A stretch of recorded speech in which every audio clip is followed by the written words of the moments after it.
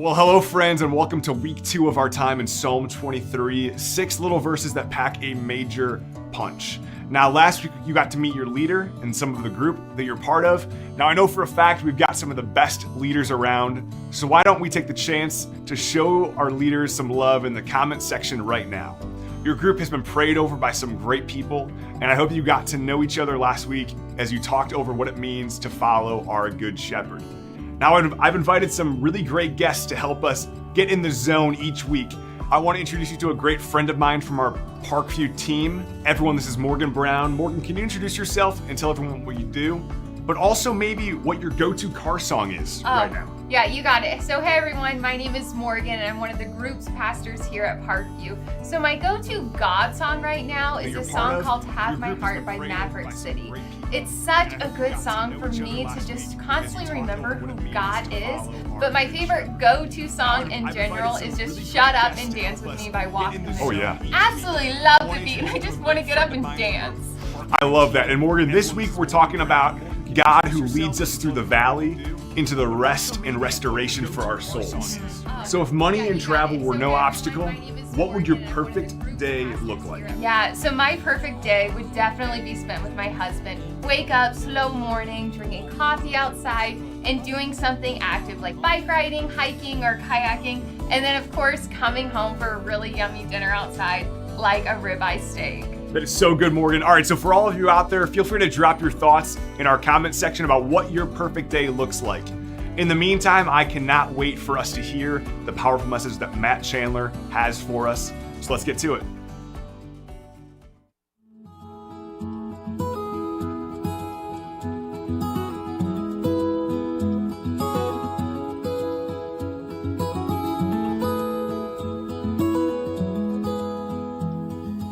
The Lord is my shepherd, I shall not want. He makes me lie down in green pastures. He leads me beside still waters.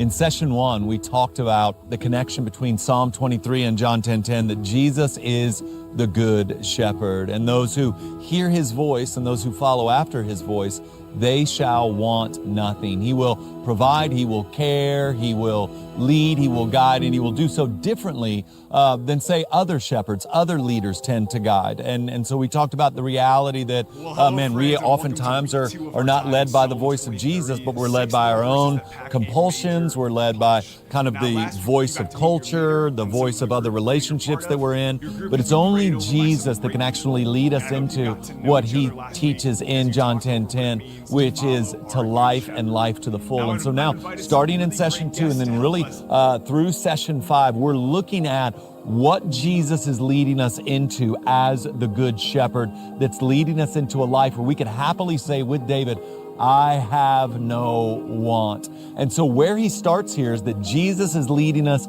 into green pastures. Now, I guess for most of us, when we think about pastures, that's what we think about. We think about green kind of expanse, kind of like where I'm standing right now. And yet the reality is in Israel, there are 2 rainy seasons a year, and predominantly around these patches of green pasture land, it would be drought and it would be dry. And the imagery that's being conjured up here by David and then it's going to be taken by Jesus in John 10 is that where Jesus is leading you to is out of drought, out of weariness, out of exhaustion, and he's bringing you into green pastures. Now, there was a tradition or a custom among shepherds in this period of time that around noon they would lead sheep into the kinds of pastures like these that they could find, and they would simply let them rest. They wouldn't move them, they would let them eat, they would let them drink, and then they would let them just rest from noon to about 3 or 4 in the afternoon before they took them back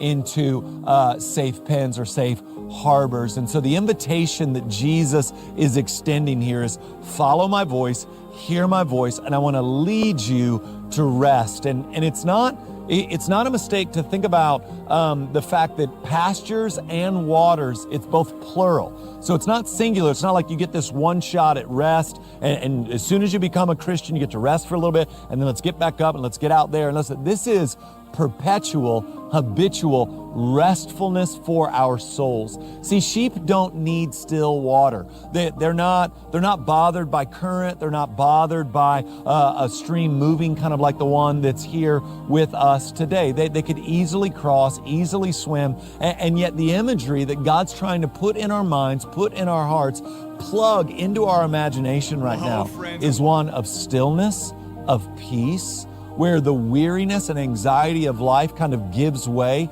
See, if you listen to the voice of your own kind of internal compulsions, then you're never good enough, you're never finished, there's always something else to get done, you're constantly having to prove yourself, and there'll be no rest there.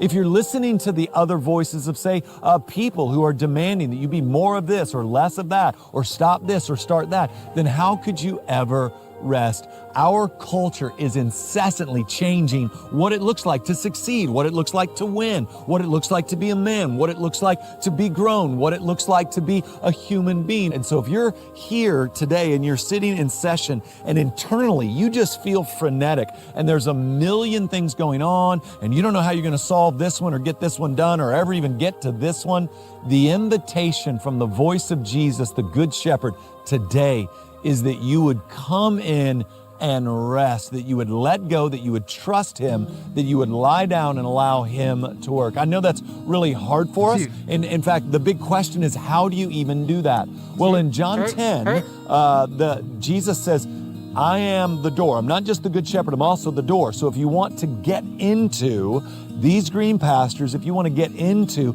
these still waters, come in through me, the door. So the question that I think you have to ask yourself is, are you trusting Christ? Are you trusting Jesus, the Good Shepherd, to work, to accomplish, to do the things that right now feel impossible to you? Or have you taken on ownership of your own life and just decided, I'll make this happen, I'll control this, I'll get that done?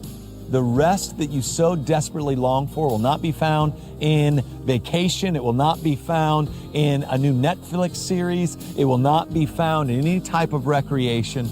True rest, rest for the soul, is found as we listen to the Good Shepherd and He leads us to green pastures and living water. And what we have in this passage is a picture of the Christian life. We have peace with God. We could see in Colossians 1 that the cross of Jesus Christ, the blood of Jesus, has created peace between us and God. And we also read in 1 John that when our hearts condemn us, that we're not good enough, that we don't do enough, that we're not righteous enough, that there's no way that God can love us, that God sees our hearts and that He's greater than our hearts. Life in Christ, life surrendered to the Good Shepherd, is a life where over and over and over again we're brought to green pastures, we're laid beside still waters, and the purpose of all of that, and I don't want you to miss this, if you look back at the passage, it's that our souls might be restored. That Hebrew word literally means to be reanimated, to be reborn.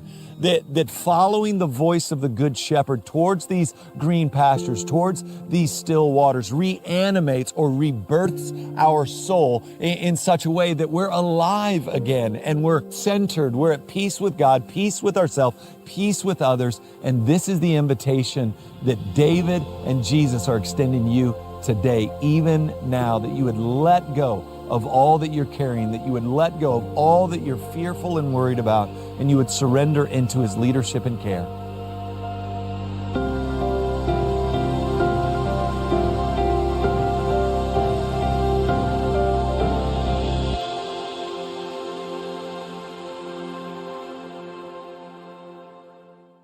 Man, what a great message. I know that there have been times in my life that I felt burned out, used up, and just plain exhausted.